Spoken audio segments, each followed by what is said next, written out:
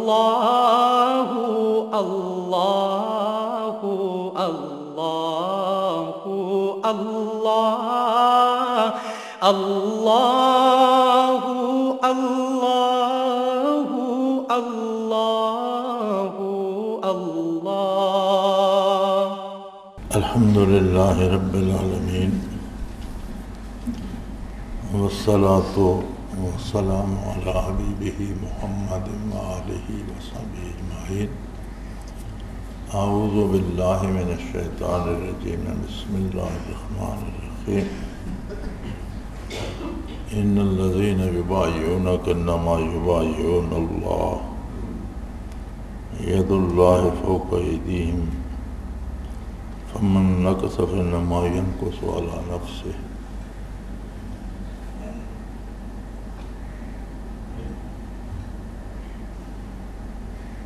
ومن اوفى بما عهد عليه الله فسيؤتيه اجرا عظيما اللهم سبحانك لا علم لنا الا ما علمتنا انك انت العليم الحكيم مولاي صل وسلم دائما ابدا على حبيبك خير الخلق كلهم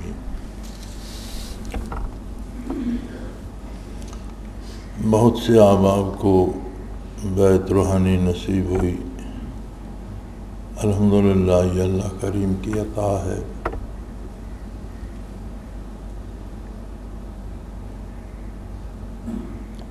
اور بندہ چراغ لے کے ڈھونڈے تو شاید دنیا میں کوئی دوسری ایسی جگہ ملنا ممکن نہ ہو جہاں اس قدر انعامات الہی اور عظمت دین اور درد دل تقسیم ہوتا ہو۔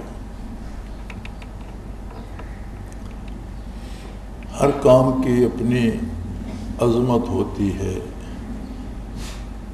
اس کی حیثیت اور اس کی عظمت کے مطابق اس کی ذمہ داریاں بھی ہوتی ہیں۔ اللہ کریم نے فرمایا جو لوگ آپ سے بیعت کرتے ہیں وہ ایسے ہیں جیسے اللہ کریم کے دستے قدرت پہ بیعت کرتے ہیں۔ ید اللہ فوق ایدیہم، ان کے ہاتھوں پر اللہ کا ہاتھ ہے۔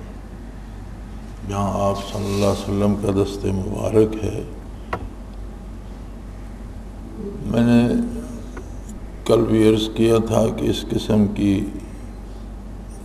صفت جب اللہ کی طرف موصوف ہوتی ہے تو معنی بعید مراد ہوتا ہے۔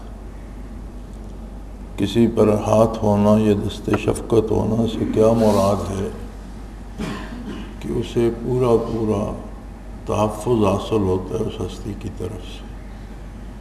تو گویا جنہیں حضور سے بیعت نصیب ہوتی ہے انہیں اللہ کی طرف سے پورا تحفظ نصیب ہوتا ہے۔ اب اس کے بعد ایک پہلی بات جو اللہ کریم نے ارشاد فرمائی، فمن نکث فانما ینکث علی نفسہ۔ اب جس نے یہ معاہدہ بیعت کرنے کے بعد بیعت کا معاہدہ توڑ دیا، اس کی پرواہ نہ کی، اس کے کردار میں اس کا اثر نہ آیا،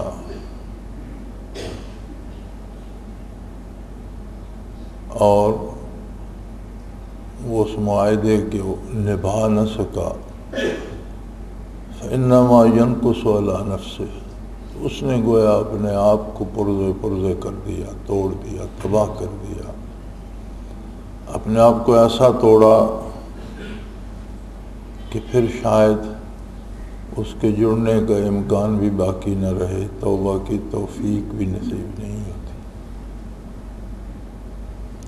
ومن اوفى بما عهد عليه اللہ، اللہ کی طرف سے اس پر جو ذمہ داری آتی ہے جس نے اسے پورا کیا، فسيؤتيه اجرا عظیما، تو پھر وہ نہیں سمجھ سکتا کہ اسے اس کا کتنا بدلہ، کتنا اجر عطا کیا جائے گا، اجرن عظیمہ، بہت بڑا اجر۔ قرآن کریم فرماتا ہے کہ انسان کی توقع، اس کی سوچ، اس کے فہم و ادراک سے بڑا اجر اسے نصیب ہوگا۔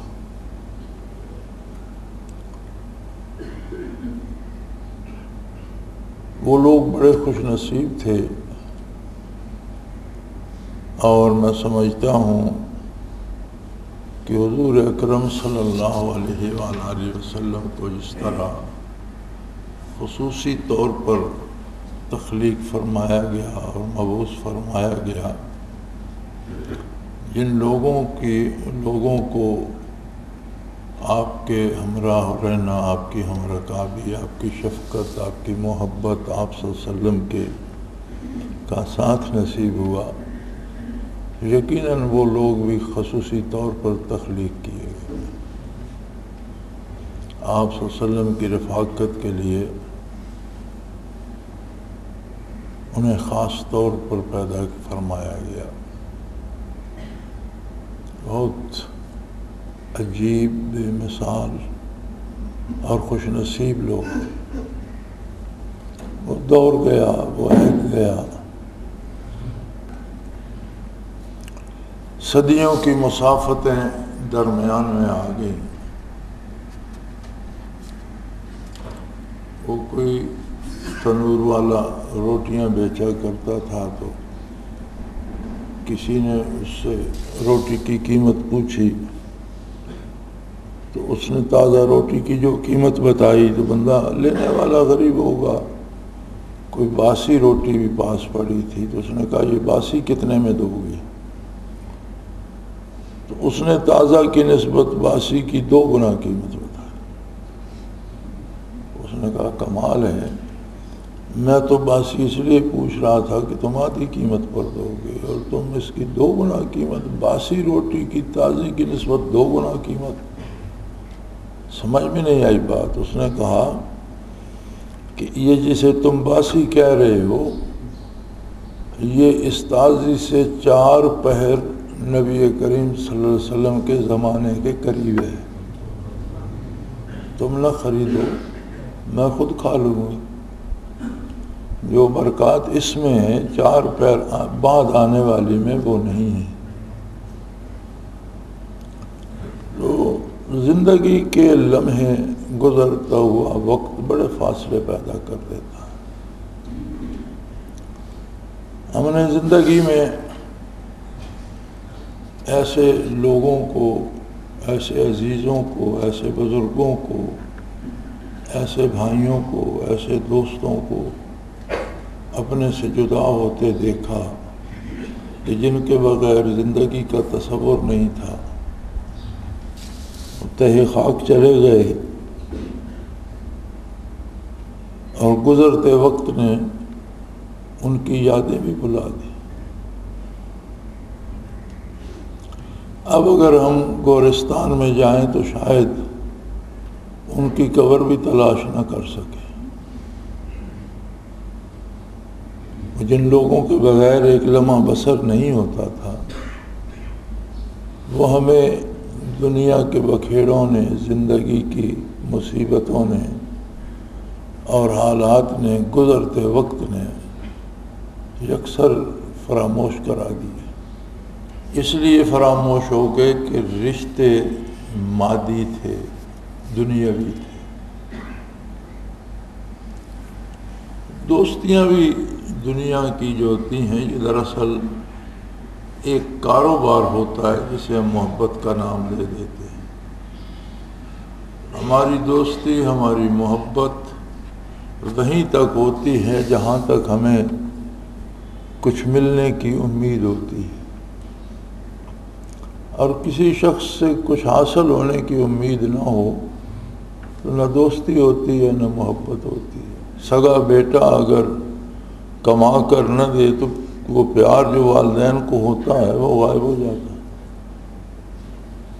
تو دنیا کے رشتے، دنیا کی دوستیاں، دنیا کی ناپائیدار چیزوں کے حصول کے لیے ہوتی ہیں۔ اسے ہم دوستی کا، محبت کا نام دیتے رہتے ہیں، ہوتا ایک کاروبار ہی ہے۔ کہ میں نے تمہیں کیا دیا، تم نے مجھے کیا دیا۔ ایک بزنس ہے، ایک تجارت ہے، ایک کاروبار، ایک لین دین ہے جسے ہم پیار کا، محبت کا، دوستی کا نام دیتے ہیں، اس کی حقیقت کچھ بھی نہیں۔ لیکن جو کچھ رسول اللہ صلی اللہ علیہ وسلم نے دیا، اور جو کچھ آپ دے رہے ہیں، اور جو کچھ آپ قیامت تک آنے والے ہر بندے مومن کو عطا کرتے رہیں گے، وہ دائمی، ابدی اور حقیقی انعام ہے، وہ ختم ہونے والا نہیں ہے۔ لہذا حقیقی محبت بھی وہی ہے جو دائمی چیزوں سے ہو۔ وقتی چیزوں سے، لمحاتی چیزوں سے، فانی چیزوں سے محبت نہیں ہوتی، وہ ضرورتیں ہوتی ہیں جنہیں ہم محبتوں کا نام دیتے ہیں۔ ہمیں بھی ہوتی ہے ضرورت، دوسرے کو ہماری ضرورت ہوتی ہے، تو یہ دنیاوی رشتے مادی اور فانی مفاد پہ ہوتے ہیں، اور انہیں محبت کا نام دینا ہی محبت کی توہین ہے۔ یہ کاروبار ہے، لین دین ہے، کچھ ملے یا نہ ملے، ملنے کی امید ہو تو محبت قائم رہتی ہے، اور جہاں سے کچھ نہ ملنے کی امید ہو جائے، کچھ نہیں ملے گا، نا امیدی ہو جائے، تو وہاں محبتیں قائم نہیں رہتی، کہ وہ بھائی ہوں یا اولاد ہوں۔ دل کی دنیا ایک عجیب دنیا ہے، ایک الگ عالم ہے، ایک الگ جہان ہے، ایک نرالی بستی ہے۔ اور دل کی بستی عجیب بستی ہے۔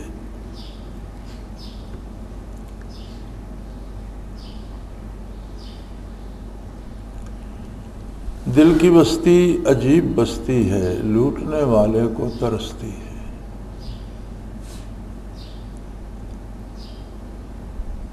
تو یہ ایک الگ جہان ہے، اس میں زمانہ، گزرتا ہوا وقت اور حوادثات دراڑیں نہیں ڈال سکتے۔ یہ محبت ہے، یہ مرور زمانہ سے متاثر نہیں ہوتی،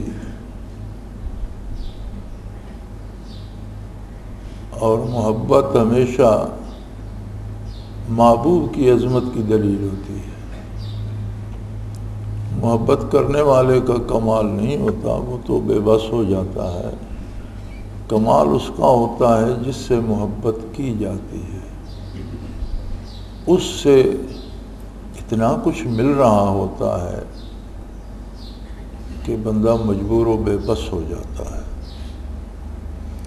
اب اس ذات کریم کو دیکھیے صلی اللہ علیہ وآلہ وسلم کہ جتنا وقت گزرتا گیا، صدیاں بیت گئیں، زمانے گزر گئے، لیکن اس کے چاہنے والوں میں کمی نہیں آئی۔ آج بھی کروڑوں لوگ موجود ہیں جو اس کے نام پہ جان فدا کرتے ہیں، سب کچھ لٹا دینے کو تیار ہیں۔ تو یہ کمال اس ہستی کا ہے، اس میں اتنا کرم، اتنا جود و سخا، اتنی محبتیں ہیں کہ اسی قوت سے، اسی طاقت سے آج بھی برس رہی ہیں، تقسیم ہو رہی ہیں، بٹ رہی ہیں، اور خوش نصیب ہیں وہ دامن جو ان سے بھرتے ہیں۔ خوشاب و مجلس کہ جہاں وہ نعمتیں ملتی ہیں۔ خوش نصیب ہیں وہ لوگ جنہیں یہ دولت نصیب ہوتی ہے۔ لیکن یاد رہے دنیا دار ابتلا ہے، آزمائش اور امتحان کی جگہ ہے۔ یہاں کا ہر لمحہ ایک امتحان ہے، اور جب کسی کے پاس دولت ہوتی ہے تو چور بھی آتے ہیں۔ مفلس و کلاش کو چور کیا کہیں گے؟ شیطان بھی اپنی پوری کوشش کرتا ہے، نفس کی آرزو بھی ہوتی ہے، کبھی دنیا کی شہرت کا طالب ہوتا ہے، کبھی دولت کا، کبھی وقار و اقتدار کی بھوک لگتی ہے اسے، کبھی مشکلات کا سامنا کرنا پڑتا ہے، کبھی بیماریوں اور تکالیف کا سامنا کرنا پڑتا ہے۔ لیکن خوش نصیب وہی ہے من اوفی بما عہد علیہ اللہ، اللہ کی طرف سے جو ذمہ داری بیعت کے بعد اس پر آتی ہے، جس نے اسے وفا کیا وہ خوش نصیب۔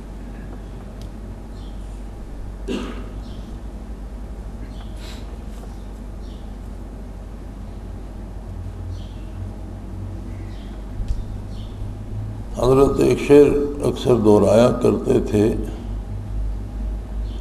ایاں نعمت است کہ حسرت برد براں، جو یعنی تخت کیسر و ملک سکندری، کہ یہ وہ دولت ہے کہ تخت کیسر اور ملک سکندری کی تلاش میں بھٹکنے والے بھی اس پر حسرت کرتے ہیں کہ کاش یہ نصیب ہو جاتی۔ تو اتنی بڑی دولت کا ملنا تو یقیناً لائق صد تحسین ہے، اور اس پر جتنا شکر اللہ کریم کا کیا جائے کم ہے، لیکن یہ احساس بھی زندہ ہونا چاہیے کہ مجھے اس معاہدے کی پاسداری کرنا ہے، مجھے یہ معاہدہ نبھانا ہے، ہر قیمت پر، خواہ اس پر جان لگ جائے۔ تو جان جانے والی چیز ہے، ہمیشہ رہنے والی نہیں ہے، اسے جانا ہے، چلی بھی جائے تو کوئی حرج نہیں۔ لیکن وہ رشتہ جو اللہ کریم نے نصیب فرمایا ہے نبی کریم صلی اللہ علیہ وسلم کے ساتھ، کہ 14 صدیوں کا فاصلہ عبور کر کے روح بارگاہ اقدس میں پہنچی اور آپ صلی اللہ علیہ وسلم کی بیعت سے مشرف ہوئی، یہ نعمت، یہ رشتہ، یہ تعلق، اس پر آنچ نہیں آنی چاہیے، اس میں بال نہیں آنا چاہیے۔ انسان ہے، بھول چوک ہو جاتی ہے، کوتاہی ہو جاتی ہے، غلطی ہو جاتی ہے، فرشتہ نہیں بن سکتا۔ بھول چوک اور غلطی کے لیے تو اللہ کی بخشش کافی ہے، توبہ کا دروازہ کھلا ہے، استغفار موجود ہے، لیکن بھول چوک میں اور بالارادہ خلاف ورزی کرنے میں بڑا فرق ہے۔ نیت اور ارادے کے ساتھ ایسا کام کرنا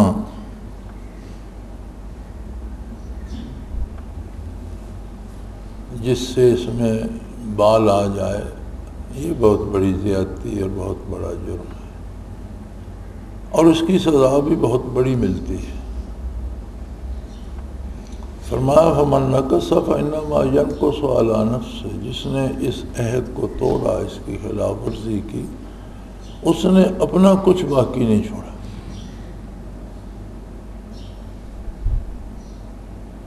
یہ ایسا عظیم جرم ہے کہ اس سے توبہ کی توفیق بھی سلب ہو جاتی ہے۔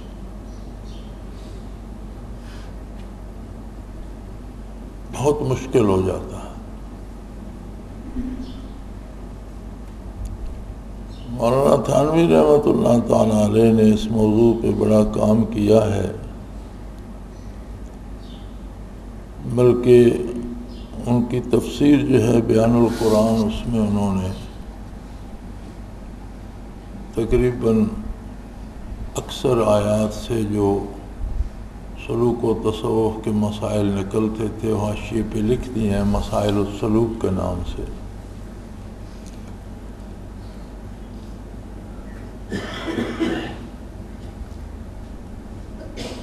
اور بعد میں کسی خوش نصیب نے الگ وہ کتاب میں بھی جمع کر دیے ہیں، مسائل السلوک من کلام ملک الملوک۔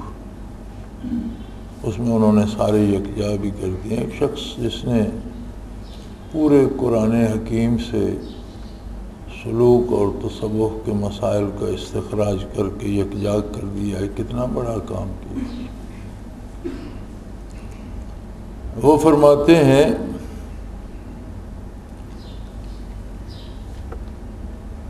کہ صوفیاء اور اہل اللہ کی مخالفت کفر تو نہیں ہے، لیکن ایسا کرنے والے مرتے عموماً کفر ہی پر ہیں، یعنی مفضی الی الکفر ضرور ہے، کفر کی طرف لے جانے کا سبب بن جاتی ہے۔ نبی کی مخالفت کفر ہے،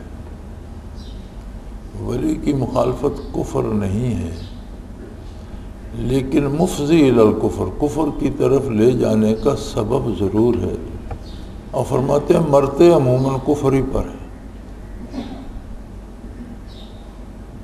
یعنی جو اس آیت کو توڑتا ہے پھر وہ آگے بڑھتا چلا جاتا ہے حتیٰ کہ ایمان تک ضائع کر بیٹھتا ہے۔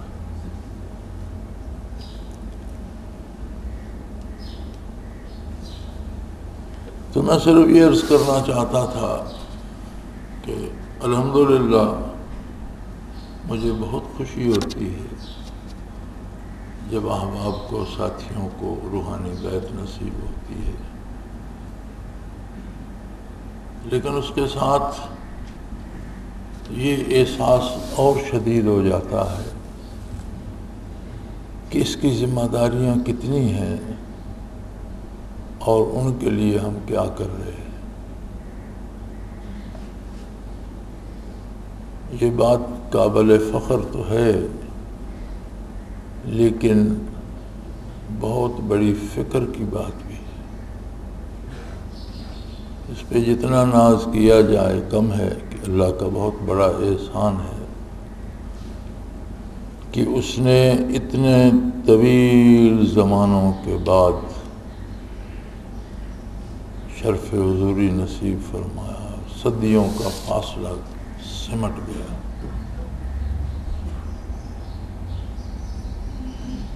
لیکن یہ بھی یاد رہے کہ یہ ایک معاہدہ بھی تو ہے، اور دست اقدس رسول اللہ صلی اللہ علیہ وسلم کو ہاتھوں میں لے کر اطاعت کا ایک نیا معاہدہ، اور اس کے مطابق اس کی ذمہ داریاں بھی ہیں۔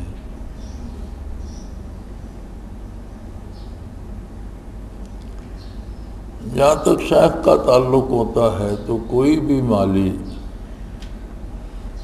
جو کوئی پودا بھی لگاتا ہے وہ ہمیشہ اسے پھلتا پھولتا دیکھنا چاہتا ہے۔ اگر کوئی باغبان 1,00,000 پودا بھی لگا لے اور اس میں سے کوئی ایک بھی سوکھ جائے تو اسے ہر ایک کا درد ہوتا ہے۔ وہ کبھی نہیں سوچتا کہ 1,00,000 میں سے ایک سوکھ گیا تو کیا فرق پڑتا ہے، اسے درد ہوتا ہے، دکھ ہوتا ہے۔ وہ یہ چاہتا ہے کہ ہر پودا جو اس نے لگایا وہ پلے بڑھے، اس پر پھول آئیں، اس پر پھل آئیں۔ لہذا یہ کبھی نہیں ہو سکتا کہ شیخ کی طرف سے کہیں کمی آئے. یہ ہم ہی ہیں، ہماری کوتاہیاں ہیں، کمزوریاں ہیں کہ ہم بنیادی طور پر اس کی اہمیت کا سمجھنا اور اس کا احساس ضروری ہے. اس کی قدر و قیمت کو آدمی تنہائی میں بیٹھ کر سوچے، سمجھنے کی کوشش کرے تو پھر اس کی حفاظت کا احساس بھی زندہ ہوتا ہے. لوگوں کا کیا ہے؟ لوگوں نے تو انبیاء کا تمسخر اڑایا، لوگوں نے صحابہ پر طنز کیا، لوگوں نے ہر زمانے میں اہل اللہ کو اور نیک لوگوں کو بے وقوف کہا، کیونکہ لوگوں کی نظر محدود ہوتی ہے، مادی فوائد میں الجھی ہوئی ہوتی ہے.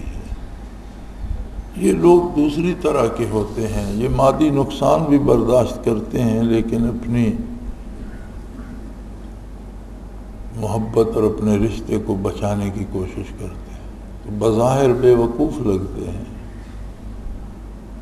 دنیا کی عقل میں، دنیا داروں کی نظر میں واقعی بے وقوف لگتے ہیں، اور لوگ ان کا تمسخر بھی کرتے ہیں. قرآن کریم نے بھی اس تمسخر کا ذکر فرمایا ہے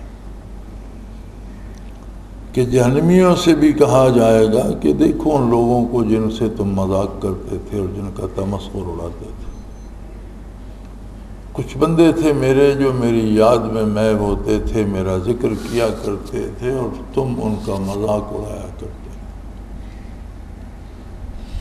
اب اس کی حقیقت کو دیکھو، جو وہ کرتے تھے اس کا اثر کیا ہے، اور جو تم کرتے تھے اس کا نتیجہ کیا ہے. تو ان سب باتوں سے بالا تر ہو کر یہ بات ذہن میں رہنی چاہیے کہ اللہ کریم نے مجھ پہ کتنا احسان فرمایا ہے، اور مجھے کس خوبی سے، کس محنت سے اور اپنے پورے خلوص اور دیانتداری سے اس کا حق ادا کرنا. ہم حق ادا کر نہیں سکتے، نہ اس کا حق ادا ہو سکتا ہے، لیکن ہماری نیت پورے خلوص، پورے درد دل کے ساتھ اس کے ادا کرنے کی ہونی چاہیے، اور اس کا اثر ہمارے کردار میں، ہمارے عمل میں، ہماری روزمرہ کی زندگی میں نظر آنا چاہیے. اللہ کریم تمام اب آپ کو یہ دولت نصیب فرمائے اور اسے سنبھالنے کی اور عہد کو وفا کرنے کی توفیق عطا فرمائے. وآخر دعوانا ان الحمدللہ رب العالمین. الحمدللہ رب العالمین والصلاة والسلام علی اللہم ربنا لا تقتلنا بغضبک ولا تهلكنا بعذابک واعف عنا قبل ذلك. اللہم ربنا لا تسلط علینا من لا يرحمنا انت ولینا فی سفرنا فی مالنا وأهلنا. اللہم ربنا ثبت اقدامنا وانصرنا. اللہم ربنا سهل لنا امورنا كلها في ديننا رب یسر رب یسر رب یسر ولا تعسر وتمم بالخیر. وصلی اللہ تعالی علی حبیبہ محمد برحمتک یا اللہ اللہ اللہ اللہ اللہ اللہ اللہ اللہ. حضرت امیر محمد اکرم آبان مد ظلہ العالی دارالعرفان منارہ ضلع چکوال میں سالہ سال سے قرآن و حدیث کے اوپر خطابات کر رہے ہیں اور سلسلہ نقشبندیہ اویسیہ کے مطابق لوگوں کو ذکر الہی کی تربیت دے رہے ہیں. وہ قرآن پاک کی تفسیر ترتیب وار بیان کر رہے ہیں. تفسیر قرآن کو وہ موجودہ ملکی اور بین الاقوامی حالات کے مطابق بیان کرتے ہیں. मोटर वे से कलर कहार के इंटरचेंज से निकलते हुए कलर कहार की झील से होते हुए मियानी, बोछाल और नूरपुर से गुजरते हुए दारुल इरफान मिनारा पहुंच सकते हैं। हजरत अमीर मोहम्मद अकरम आवान ने बच्चियों और बच्चों की दीनी और दुनियावी तालीम के लिए सिकारा एकेडमी के नाम से एक दरसगाह भी कायम की है, जिसका इफ्तिताह मुल्क पाकिस्तान के सदर जनरल मोहम्मद ज़ियाउल हक ने अपने दस्ते मुबारक से किया था। वो तमाम अहबाब जो इस्लाम की तलब रखते हैं, उनसे गुजारिश है कि दारुल इरफान मिनारा ज़िला चकवाल में अमीर मोहम्मद अकरम आवान साहब के खिताबात से मुस्तफ़ीद हों। वो हर जुमे को नमाज से पहले बयान फरमाते हैं। हर माह की पहली इतवार को माहाना इज्तिमा होता है, जिसमें आप खुसूसी खिताब फरमाते हैं और पाकिस्तान के चारों सूबों से अहबाब इस इज्तिमा में शिरकत करते हैं। इसके अलावा यहाँ साल में 2 मरकजी इज्तिमात भी होते हैं, एक रमज़ानुल मुबारक में एतिकाफ का इज्तिमा और दूसरा जुलाई और अगस्त में 40 दिन का इज्तिमा होता है, जिसमें रूहानी तरबियत की जाती है। अपना खून सीमाब देकर इतना हम कर जाएंगे, नाम आका का चमन में फिर रकम कर जाएंगे।